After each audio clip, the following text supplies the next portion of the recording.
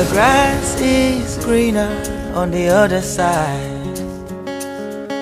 That's what I thought before I took the ride.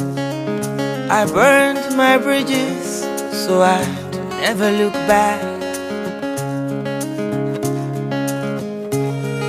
But if I had known the life I was searching for was looking me right in the eye, oh.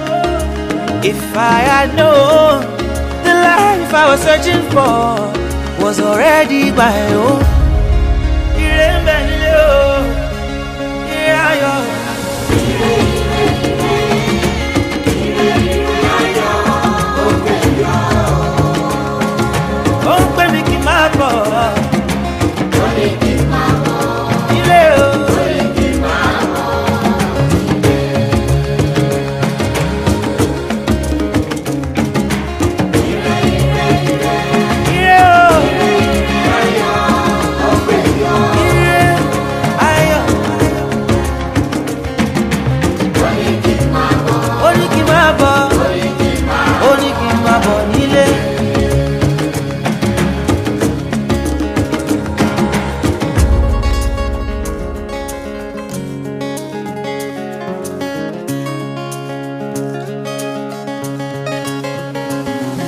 The grass is greener where you water the ground. That's what I found when I took the ride.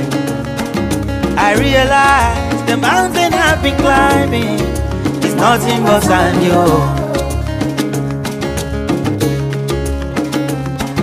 I didn't know I already had the answers.